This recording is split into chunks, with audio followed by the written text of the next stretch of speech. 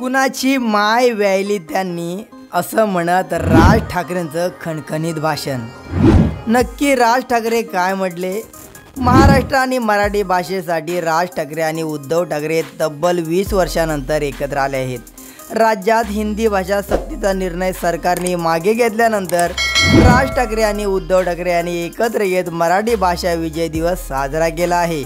यावेळी राज ठाकरे यांनी सरकारला खडसावून सांगितलं, त्यांनी थेट कुणाची माय व्यायली आहे का त्यांनी महाराष्ट्रात आणि मुंबईत हात घालून दाखवावा, असा इशारा देखील राज ठाकरे यांनी दिलेला आहे। राज ठाकरे यांच्या खणखणीत भाषणातील महत्त्वाचे मुद्दे। तर राज ठाकरे पहिल्या मुद्द्यामध्ये काय म्हटले? आजचा मेळावा शिवतीर्थावर व्हायला हवा होता, मैदान ओसंडून व्हायलं असतं। आज जवळपास 20 वर्षांनंतर मी आणि उद्धव ठाकरे एकाच व्यासपीठावर आलो आहे। कोणत्याही वादापेक्षा आणि कुठल्याही भांडणापेक्षा महाराष्ट्र मोठा आहे। जे माननीय बाळासाहेबांना जमलं नाही, जे अनेकांना जमलं नाही आम्हाला दोघांना एकत्र आणण्याचं, ते आज देवेंद्र फडणवीसांना जमलं आहे। कोणताही झेंडा नाही, मराठी हाच अजेंडा।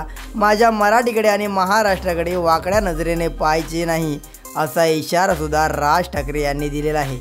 तुमच्याकडे सत्ता असेल तर विधान भवनात, आमच्याकडे सत्ता आहे ती म्हणजेच रस्त्यावरती। हिंदी भाषा सक्तीचा मुद्दा पुढे करून यांनी फक्त चाचपडून पाहिलं। मुंबई स्वतंत्र करता येतं का, त्यासाठी अगोदर भाषेला डिवचून पाहिलं। कुणाची माय व्यायली आहे का त्यांनी महाराष्ट्रात आणि मुंबईत हात घालून दाखवावा। काय मस्करी वाटली का? आम्ही शांत आहोत याचा अर्थ गांडू नाही। काही अंगावर लादण्याचा प्रयत्न करू नका, असं राज ठाकरे यांनी भाषणामध्ये सांगितलं आहे। महाराष्ट्र जेव्हा पेटून उठतो तेव्हा काय होतं हे राज्यकर्त्यांना कळालं असेल, त्याशिवाय त्यांनी माघार घेतलेली नाही। हिंदी भाषिक राज्य आर्थिकदृष्ट्या मागास आहेत।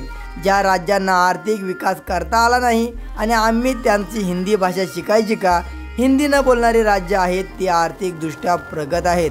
बाळासाहेब ठाकरेंनी मराठीच्या अभिमानाबद्दल तडजोड केली नाही। ते म्हणे एक भाषा सर्वांना बांधून ठेवते। आजपर्यंत काय वाकडे झालं, असा सुद्धा सवाल राज ठाकरे यांनी उपस्थित केला आहे। याचं पुढचं राजकारण म्हणजे पुन्हा जातीत विभागायला सुरुवात करतील, पुन्हा जातीत तुम्हाला विभागतील। मराठी म्हणून तुम्हाला एकत्र येऊ देणार नाहीत। विनाकारण कुणाला मारायची गरज नाही, पण जास्त नाटकं केली तर कानाखाली आवाज काढलाच पाहिजे, पण चूक त्यांची पाहिजे, असं सुद्धा राज ठाकरे यांनी ठणकावून सांगितलेलं आहे।